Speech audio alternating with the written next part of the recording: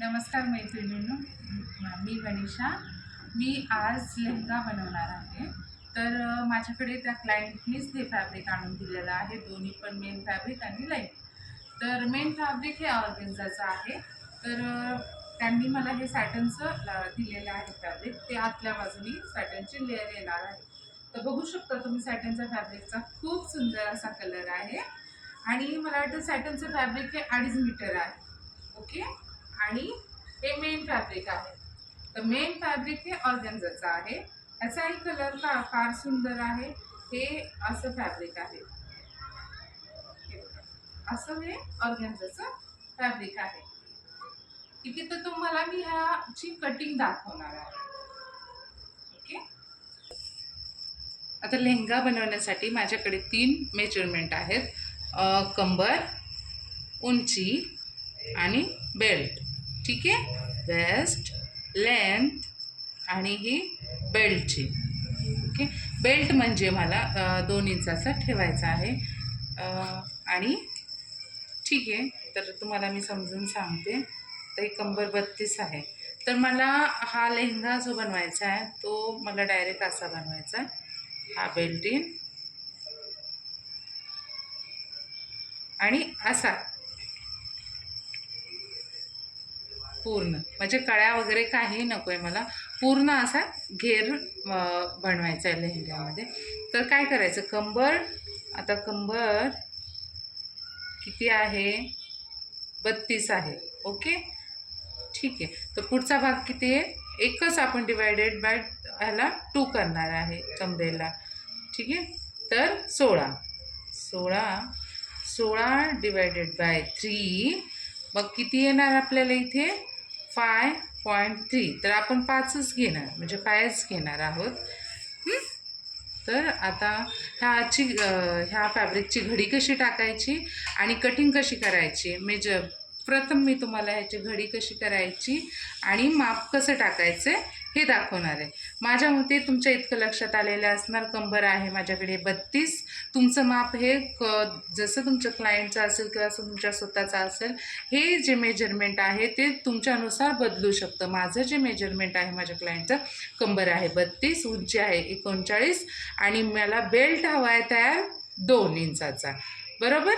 ठीक आहे. तर आता मी तुम्हाला ह्या फॅब्रिकवर माप कशी टाकायची हे दाखवते. हे फॅब्रिक 2 लेअरमध्ये आहे. आत्ता तुम्ही बघू शकता. मला जितकं मी आधी फ्रंट साईडची एक लेअर काढून घेणार आहे आणि नंतर बॅक साईडची. तर हे फॅब्रिक 2 लेअरमध्ये आहे. तर फॅब्रिक कसं करायचं ते तुम्हाला मी दाखवते. ओके. हे अशा प्रकारे. आता माझी लेंथ किती होती ते म्हणतात ती. तर माझी लेंथ आहे 39. ठीक आहे. पण 39 प्रॉपर मी डायरेक्ट अशी नाही टाकू शकत. आधी मला कमरेचं माप घ्यायचं. तर कंबर मला इथून किती घ्यायची आहे हे पहा. मला हवी आहे 5. बरोबर. माझं किती मेजरमेंट आलं तर 5. तर हे इथं आलेलं आहे. मी वर घेते थोडंसं, तुम्ही बघू शकता इथून. तर इथे 6 आलेलं आहे. तर 6 हे मी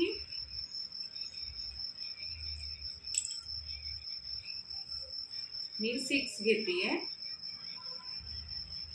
कारण की हाफ इंच इकडे फोल्डमध्ये जाईल आणि इकडे हाफ इंच हा फोल्डमध्ये जाईल. जेव्हा आपण ह्याला जॉईंट करेल तेव्हा हे हाफ इंच जाईल आणि इकडच्या साईडने हाफ इंच जाईल, म्हणजे हे जे मधलं अंतर आहे ते 5 इंच राहणार आहे. ठीक आहे. इथून मग मी माझी लेंथ बघते.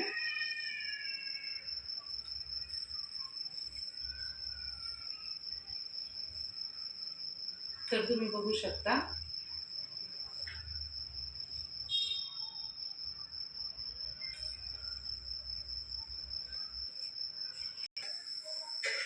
माझी लेंथ आहे 39. ठीक आहे. मी 1 इंचाने वाढवून घेतलेले आहे. बघू शकता आलेले आहे 40. आता मी इथून 6 घेतलेला आहे, तिथे मी बरोबर माझा टेप ठेवलेला आहे. ठीक आहे.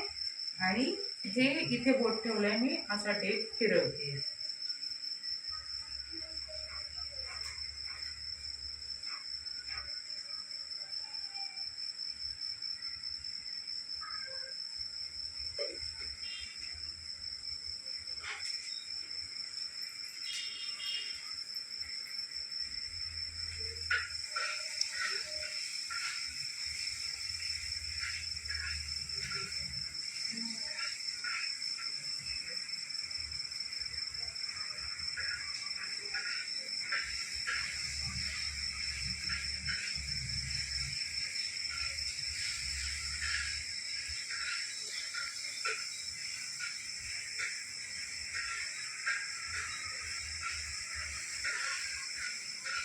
काय ही लेन्थ आलेली आहे माझी. आता मी हे असंच पूर्ण कटिंग करणार आहे. इथे शॉर्ट लेन्थ झालेले आहे, त्याला मी जॉईंट देईल.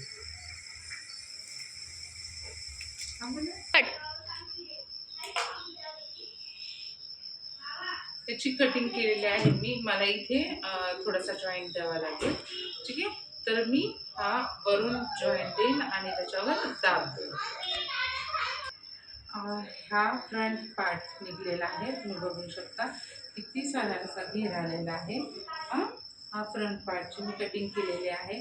त्याच्यावरच मी बॅक साईडला पण असाच दुसरा बॅक पार्ट जोडणार आहे. भरपूर घेर येणार आहे याला. आणि ह्या मापानुसार मी मेन फॅब्रिकची कटिंग करणार आहे. ओके, आणि स्टिचिंग करताना तुम्हाला मी ते नेक्स्ट व्हिडिओमध्ये दाखवणार आहे की कशी स्टिचिंग करणार आहे आणि बेल्ट कसा जॉईन करायचा.